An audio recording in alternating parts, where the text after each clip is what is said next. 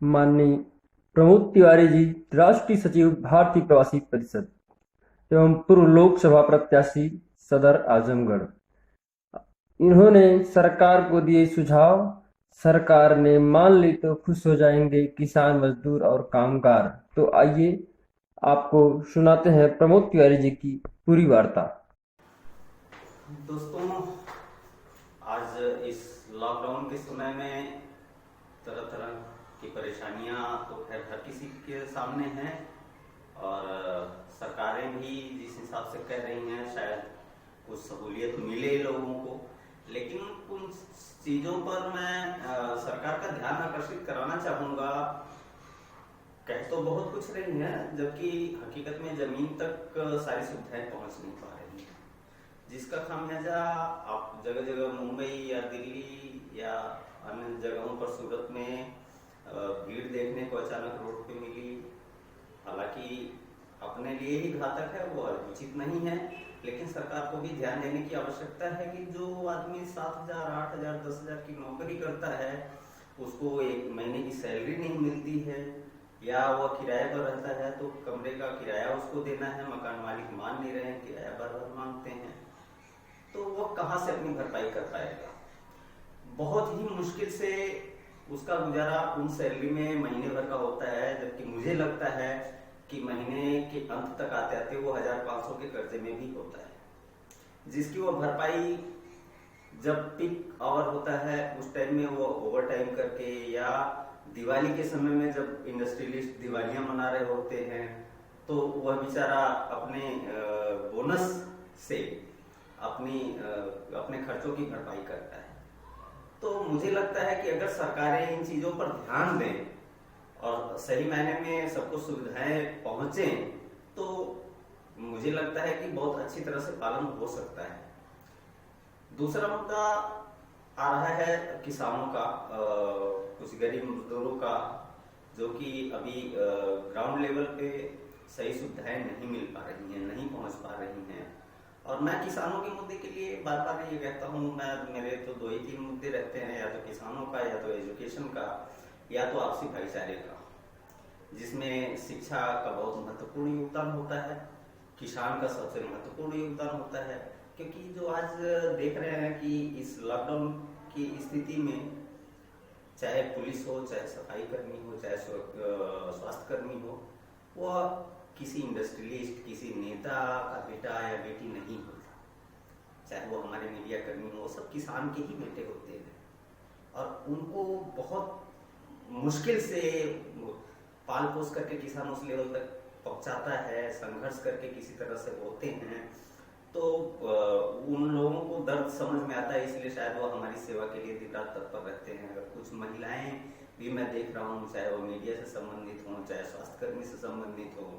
चाहे वो पुलिसकर्मी हों, जिस हिसाब से अपनी ड्यूटी भी कर रही हैं, और गरीब मजदूरों के लिए मैं देख रहा हूँ पूड़ियाँ बना रही हैं, खाना बना रही हैं, उन तक पहुँचा रही हैं, तो ये अपने आप में बहुत बड़ी बात है। मैं उन लोगों के सभी कार्मिक अधिकारियों के, कर्मचारियों के लिए तो मैं कुछ व्यक्त ही नहीं कर सकता, मेरे पास तो शब्द ही नहीं है कि मैं उनका आभार किस तरह से व्यक्त करूं। हाँ, सरकार से जो मांग मैं पीछे ट्विटर के माध्यम से या सोशल मीडिया के माध्यम से सरकार तक ये बातें पहुंचाने की कोशिश आज करीब 1 हफ्ते से मैं कर रहा हूं, जिसपे छोटे जो नौकरी पेशा लोग हैं, जो किराए पे बड़े शहरों में किराए पे रह रहे हैं, उनकी सैलरी नहीं मिली है, उनको सुविधाएं नहीं मिल पा रही हैं, तो अगर सरकार इन चीज़ों पे ध्यान दे तो मुझे नहीं लगता कि कोई परेशानी हो पाएगी। खासतौर से खैर कई मुद्दे तो बहुत सारे हैं, लेकिन इस टाइम थोड़ा बोलना उचित नहीं है, और हम लोग प्रवासियों के लिए काम करते हैं, तो प्रवासी में चाहे वो किसी राज्य का हो, किसी धर्म का हो, इससे कोई मतलब नहीं होता। एक राज्य में बाकी 29 राज्यों के लोग प्रवासी ही होते हैं, और वो प्रवासी हर कहीं का हो सकता है। महाराष्ट्र का भी हो सकता है जो दिल्ली में हो, दिल्ली का भी हो सकता है जो हरियाणा में हो, हरियाणा का भी हो सकता है जो अदर स्टेट में हो, यूपी बिहार भी है। आज की डेट में मैं मानता हूँ कि इन महानगरों में, बड़े महानगरों में 60% यूपी बिहार ही है, क्योंकि वहाँ पे इंडस्ट्री की व्यवस्था नहीं है, वहाँ उचित कहीं इनकम का सोर्स सोर्स नहीं है। तो मुझे, और एजुकेशन की स्थिति शायद ही किसी से छुपी हो, तो मुझे लगता है कि इन चीज़ों पर मंत्रियों को, नेताओं को विशेष ध्यान देने की आवश्यकता है। और ये जमीन से जुड़ी हुई बातें मैं बता रहा हूँ, मैं बोल रहा हूँ, और अब तक पहुँचाने की भी कोशिश किया हूँ ट्विटर के माध्यम से माननीय प्रधानमंत्री महोदय को, माननीय मुख्यमंत्री महोदय को। हाँ, मैं मानता हूँ कि ये लोग अपने लेवल पे बहुत अच्छा काम कर रहे हैं, लेकिन निचले स्तर पर उनकी कही हुई बातें नहीं पहुंच पा रही हैं, या उनके द्वारा दी गई सुविधाएं, उनके द्वारा दिया गया सुझाव निचले स्तर पर नहीं पहुंच पा रहा है। और जबकि निचला तंत्र हमारा बहुत कमजोर है, यह व्यक्तिगत स्वार्थ के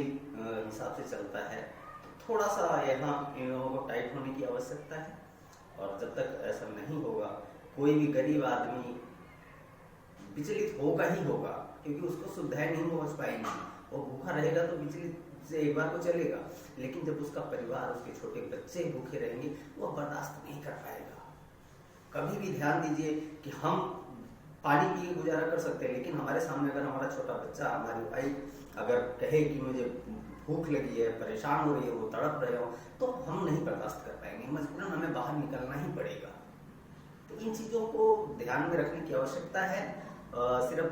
अपने फंड से करोड़ों रुपया दे देना या ये कर देना, वो कर देना, ये मेरी समझ से